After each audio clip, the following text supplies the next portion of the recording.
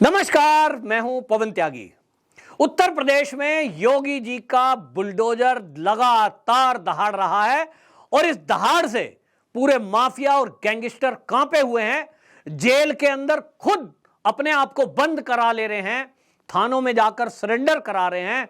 वहीं आपको बता दें कि अतीक अहमद जो उमेश पाल की हत्या के लिए प्रयागराज में वो आरोपी है, उसकी पत्नी सुप्रीम कोर्ट तक में पहुंच गई कि बाबा जी के बुलडोजर के कहर से और उनकी पुलिस से बचाओ, हमारे पति की गाड़ी ना पलट जाए। लेकिन बाबा जी का बुलडोजर बिल्कुल उनके एक अक्षर से उस बात का पालन कर रहा है जो उन्होंने उत्तर प्रदेश की विधानसभा में बयान दिया कि जो भी दोषी हैं उमेश पाल की हत्या के लिए उनको मिट्टी में मिला दिया जाएगा। और इस शब्द के बाद, वो खाली शब्द नहीं है, हमने देश की राजनीति में बहुत नेता देखे हैं कि भाषण बड़ा अच्छा देते हैं लेकिन काम धरातल पर उनका दिखाई नहीं देता। लेकिन योगी आदित्यनाथ एक ऐसे लीडर हैं कि जो मुंह से शब्द निकाल दिया, जब तक वो पूरा नहीं हो जाता उसकी अपडेट लेते रहते हैं और अधिकारी के पीछे पड़ जाते हैं। हाँ भाई, उस काम का क्या हुआ। उनकी याददाश्त कितनी अच्छी है इसका अंदाजा आप इसी से लगाइए कि कई सारे चेहरों को जब वो देखते हैं पब्लिक में और एक बार उनसे मुलाकात हो जाए उसको फिर दूसरी बार नाम लेकर पुकारते हैं, भूलते नहीं हैं। संत हैं, महंत हैं, तपस्वी हैं, एक योगी हैं। और अब जो बुलडोजर कार्रवाई चल रही है इसमें अतीक अहमद के जो गुर्गे हैं उनके ऊपर एक तरफ कार्रवाई चल रही है, तो आपको बता दूं 3 करोड़ रुपया खर्च करके उनका एक गुर्गा, जो अतीक अहमद का गुर्गा था, वो था माशूक उद्दीन, इसके घर को मिट्टी में मिला दिया गया। इसके अलावा हमने देखा कि कई सारे ऐसे गुर्गे थे जिसमें कि अब्दुल और जफर, इनके ऊपर भी बुलडोजर चला है घर पे। यानी लगातार कार्रवाई चल रही है।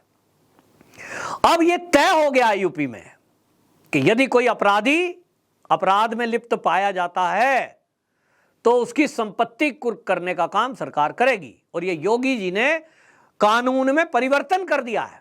नहीं तो आप देखते हैं लोग कोर्ट में भागे हुए चले जाते हैं और कोर्ट से जाकर के कह देते हैं बुलडोजर रोक दो। उत्तर प्रदेश के मामले में भी लोग सुप्रीम कोर्ट तक पहुंच गए और सुप्रीम कोर्ट में गुहार लगाई कि साहब बुलडोजर चल रहा है, लेकिन योगी जी हैं तो बुलडोजर चल रहा है तो सुप्रीम कोर्ट ने भी उस पर रोक नहीं लगाई। और उसका एक कारण है कि वो बुलडोजर ऐसे घरों पर चलता है जो नक्शा पास नहीं है, अवैध रूप से बनाया हुआ है, सरकारी संपत्ति पर बनाया हुआ है और उसकी जांच अधिकारी करते हैं। ये बात अलग है कि अतीक अहमद हो या मुख्तार अंसारी, उनके भय से, उनकी दहशत से अभी तक कोई अधिकारी सामने नहीं आता था, किसी की हिम्मत नहीं थी कि उनके घर की तरफ जाके देख भी ले, क्योंकि वो वही हाल करेंगे। ये अब मैं देख रहा हूं नेशनल चैनल, अब मैं नाम लूंगा तो बवाल हो जाएगा, एक नेशनल चैनल है जो अपने आप को सबसे तेज बताता है। वो चैनल की मैं रिपोर्टिंग देख रहा था तो रिपोर्टर कह रहा है कि योगी जी का बुलडोजर तो चल रहा है अतीक की प्रॉपर्टी पर, उसके गुर्गों पर, लेकिन अभी भी माफिया में कोई भी गिरफ्त में पुलिस में नहीं आया है और पुलिस ने कारण नहीं बताया है कि उमेश पाल की हत्या का कारण क्या है। कारण को छुपाने के लिए पुलिस बुलडोजर का इस्तेमाल कर रही है और योगी जी जो है बुलडोजर चलाकर उमेश पाल की जो हत्या की जांच है उससे मुद्दा भटका रहे हैं।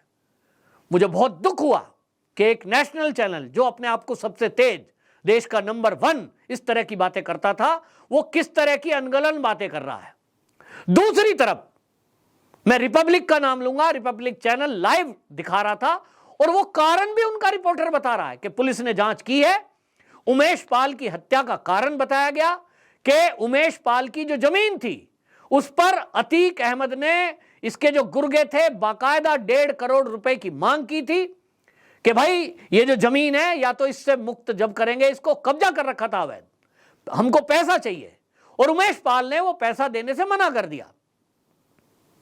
तो इसी तरह का काम ये करते हैं, किसी का प्लॉट हो, किसी की जमीन हो, उस पर कब्जा कर लिया, फिर रंगदारी मांगी, नहीं देगा तो फिर कब्जा नहीं छोड़ेंगे और कोई पुलिस में कंप्लेंट करेगा तो उसको मार देंगे। उमेश पाल ने भी यही किया था कि अतीक अहमद के गुर्गों ने जब उससे 1.5 करोड़ रुपए की रंगदारी मांगी, या यूं कहें जमीन पे कब्जा छुड़ाने के लिए, मतलब जमीन छोड़ने के लिए पैसा मांगा, तो उसने पुलिस में कंप्लेंट कराई थी। पुलिस एक्शन में आती उसके पहले ही यह हत्या कर दी गई, क्योंकि यहां अतीक अहमद और मुख्तार अंसारी, ये दो नाम उत्तर प्रदेश के माफिया ऐसे हैं जो ये कहते हैं कि यदि आप में से कोई थाने गया तो आपको मार दिया जाएगा, और इसलिए गवाह हो या एप्लीकेशन देने वाला, ये उसको मार देते हैं, और इसी से समाज में दहशत फैलती है। और इसीलिए इनका साम्राज्य इतना बढ़ गया कि ये जिस प्लॉट के ऊपर खड़े हो गए, जिसके खेत में खड़े हो गए कि भाई ये तो आज से हमारा है, चलो तुम खाली करो, जाओ यहां से, तो बेचारे किसी की हिम्मत नहीं होती थी कि मैं थाने भी जाऊं, क्योंकि थाने जाएगा तो कोर्ट जाना पड़ेगा, कोर्ट जाना पड़ेगा तो गवाह लाने पड़ेंगे, गवाह लाने पड़ेंगे तो यही हाल होगा जैसा उमेश पाल का हुआ। ऐसा ये लोग कहते थे, देखा उसका हाल क्या हुआ, हमने तो एमएलए को नहीं छोड़ा, हमने तो पुलिस के अधिकारी को मार दिया, तुम कौन हो? तो आदमी डरते हैं। लेकिन आज योगी जी का शासन हुआ तो लोगों में हिम्मत आई कि वो पुलिस में कंप्लेंट करें। उसके बावजूद भी पुलिस तक पे भी ये हमला कर देते हैं। हमने उमेश पाल की हत्या में भी देखा कि जो दो गनर उनको मिले हुए थे उनको भी गोली मार दी। और इसलिए अब ये जरूरी है कि योगी जी के शासन में ये तो सिद्ध करना पड़ेगा कि यदि कोई कानून को अपने हाथ में लेगा और अपने आप को उत्तर प्रदेश की पुलिस और सरकार से ऊपर सिद्ध करने की कोशिश करेगा कि हम बड़े माफिया हैं, तो फिर दहशत तो होनी चाहिए। फिर चाहे उनकी गाड़ियां पलटनी पड़े, फिर चाहे उनके घरों पे बुलडोजर चलाना पड़े। उत्तर प्रदेश की जनता क्या कहती है? वो कहती है कि उत्तर प्रदेश की पुलिस ने एक आंदोलन चलाया हुआ है, ऑपरेशन लंगड़ा, कि कोई रेपिस्ट है, कोई गैंगस्टर है, कोई माफिया है, लुटेरा है, उसको टांग में गोली मारकर गिरफ्तार कर लिया जाता है। उत्तर प्रदेश की जनता कहती है उनको सीधा मार दिया जाए।